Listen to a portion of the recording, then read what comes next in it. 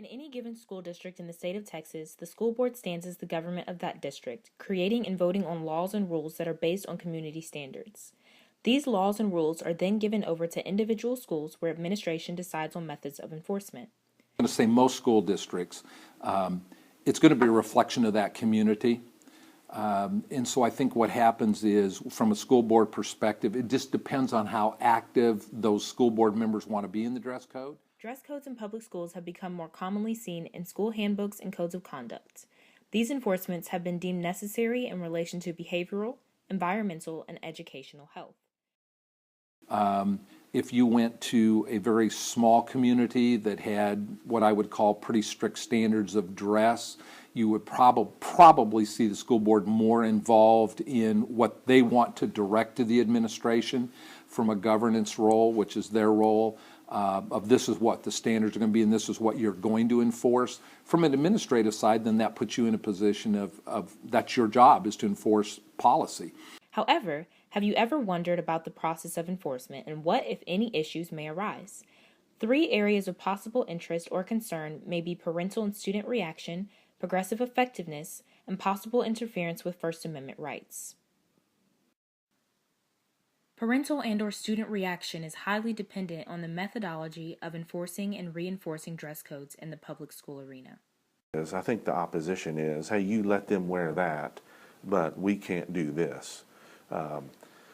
I think how you handle that is exactly what we do. Again, it is customer service piece. It is a partnership between us administratively and as a public entity, working alongside of our stakeholders and our community members, which are our parents. And I really don't see a lot of opposition. While some districts rarely encounter opposition on these standards, others deal with refusal and inconsistency. These reactions are responses to either the tactics of respect, communication, and service, or the tactics of harsh punishment and confrontation. I'm a firm believer, and so are my administrators, on building quality relationships with kids. I think when kids understand that the adults around them care about them, then I think you can get kids motivated to do just about anything you need them to do. So having said that, you work hard on the relationship end, and so really the first kind of step that we take is that we just have cordial, respectful conversations with that young woman, that young man, about, hey, that's out of dress code. You can't wear a hat in the building. Here is the reason why. Or you can't wear those shorts. Here's the reason why. First of all, it's communication. If you're going to have a dress code, then you have to make sure everyone's aware of what the dress code is. You can't just put it in a handbook and never talk about it, but then jump down some kid's throat because they wore something that was inappropriate to the dress code. I think the ineffective ways are confrontational. Obviously, embarrassing them in front of their friends and their peers immediately sets up a wall of they're going to defend themselves, even if they know they're wrong, according to the dress code. As time has gone on, the existence of dress codes has changed in placement and meaning.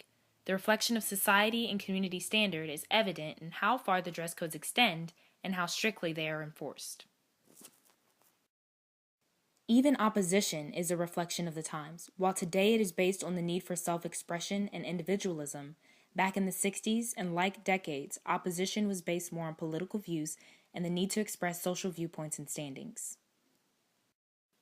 In court cases such as the 1969 case of Tinker v. Des Moines, it can be seen that politics fueled the dress code issue of the time.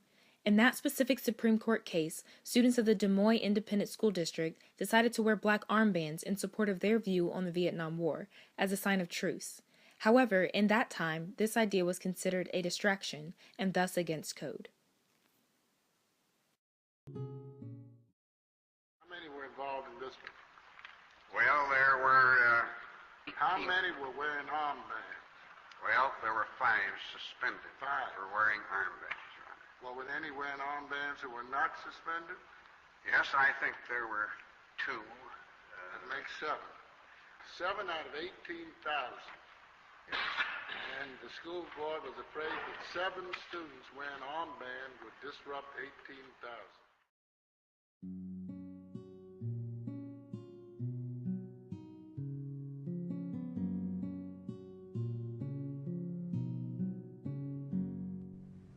Essentially, the Tinker Standard is two questions. Does the student's speech cause a material or substantial disruption, and does it interfere with the rights of other students? If both answers are no, then the student's speech is valid. Being an Iowa-based case and one of the first cases to come out in terms of that, I mean, I think what that is today would be pretty benign compared to some of the things that kids are doing or we're allowing to do, just because we've evolved into that state as a society. So I think it's one of those that it became, that wasn't the norm at the time. Somebody challenged the norm at the time, and that's really true about how most transformational change places. Somebody challenges the Question norm. still arises if it is possible for dress code enforcement to be a hindrance on First Amendment rights. Again, it comes down to what you make a priority, and what I mean by that is we try to stay focused on the main thing, which is basically teaching and learning. And so, there's a lot of work for us to do in terms of improving instruction, so therefore our students learn at a higher level and will be more academically successful. That's what we try to stay focused on. And so when you do that, you have different perspectives in regards to dress code, which I think lends itself to be not more lenient, but more understanding. And so you don't run into a lot of problems where you violate someone's First Amendment rights. And so I think with that in mind, we approach things, and I think as school administrators, having knowledge of school law, the First Amendment rights,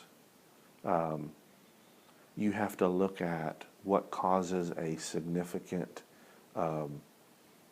disruption to the learning environment.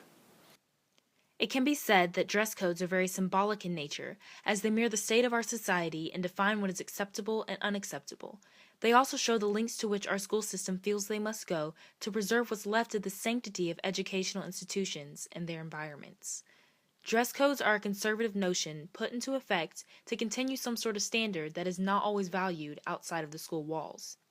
However, the importance of individualism and self-expression continue to be considered as both relevant and necessary in the ever-changing world around us.